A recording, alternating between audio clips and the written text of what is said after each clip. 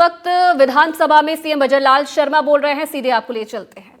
राजस्थान के इतिहास में पहली बार एक ऐसे समुदाय से और एक किसान परिवार से आने वाले व्यक्ति को इस मौके से वंचित करने के लिए ये एक षड्यंत्र रचा गया है, एक षड्यंत्र रचा गया है।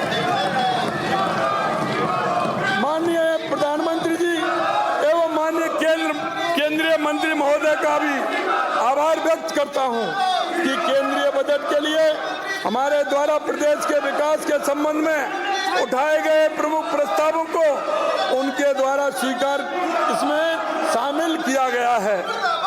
लक्ष्मण से आने वाले हमारे माननीय सदस्य माननीय राज्यपाल के अभिभाषण से संबंधित चर्चा में 3 फरवरी को बिना सोचे समझे बोलते हुए जैसा कि उनकी आदत है कह रहे थे कि केंद्र के बजट में राजस्थान का कोई नंबर नहीं आया, नाम नहीं आया।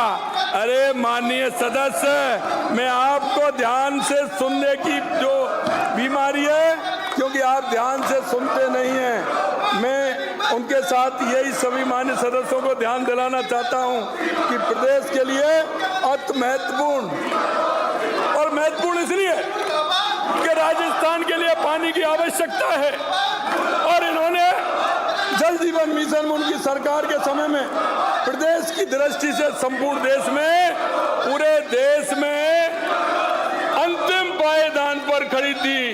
राजस्थान अंतिम पायदान पर था क्योंकि इस सरकार के चलते प्रदेश की जनता के घर जल पाने के सपने से वंचित रह जाती, क्योंकि जैसा सब जानते हैं कि जेजेएम में भ्रष्टाचार के साथ साथ कार्य की गति भी धीमी थी और इनका कैसा उसमें काम था आप देख रहे हैं। इन्होंने जेजेएम में जिस तरह का घोटाला किया है वो आप सभी के सामने है। मैं 2025 जल मिशन समाप्ति पर लाखों घर इस योजना का लाभ लेने से चूक जाते।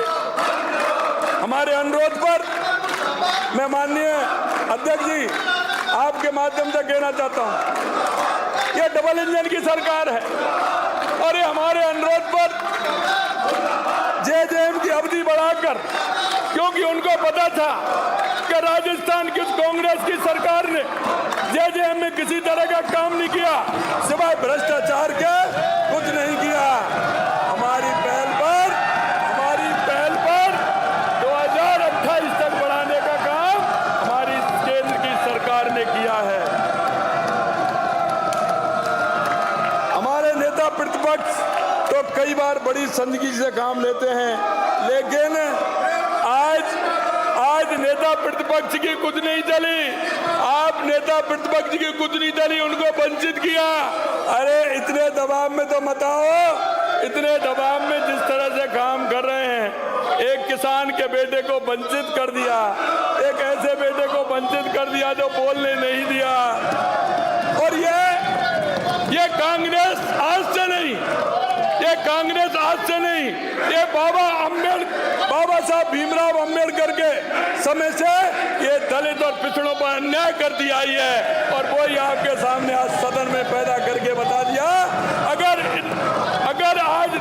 अगर आज कोई दूसरा प्रतिपक्ष का नेता होता तो ये कांग्रेस कभी उसको बोलने से वंचित नहीं करती, क्योंकि एक ऐसा व्यक्ति है।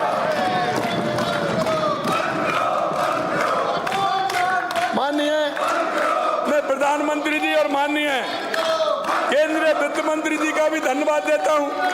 माननीय अध्यक्ष महोदय, हमारी केंद्र की सरकार के द्वारा राज्य के पूंजीगत निवेश के उपलब्ध कराई जा रही है। सहायता तथा ऊर्जा क्षेत्र के लिए दिए गए अतिरिक्त ऋण का महत्व किसी से छिपा हुआ नहीं है। मैं माननीय सदस्यगणों को याद दिलाना चाहता हूं कि वर्ष 2020-21 से ही माननीय नेता प्रतिपक्ष आपकी सरकार के समय से इन दोनों उल्लेख प्रावधानों के अंतर्गत राज्य को वित्तीय संसाधन उपलब्ध हो रहे थे। 15वें वित्त आयोग की अंतिम वर्ष होने के कारण इस अवधि में वित्तीय वर्ष में समाप्त होने की संभावना थी। अब तो आप समझ ही सकते हो कि सरकार द्वारा आगामी वर्ष प्रावधानों को हमारे अनुरोध पर आपको ध्यान होगा 18,000 करोड़ रुपए से अधिक राशि प्राप्त होगी। 18,000 करोड़ रुपए से। अरे जूली साहब, अरे नेता प्रतिपक्ष जी, आप कहाँ डोटासरा जी के चक्कर में आ गए? ये तो आपको क्या किसी को नहीं बोलने देंगे, ये तो किसी को भी नहीं बोलने देंगे।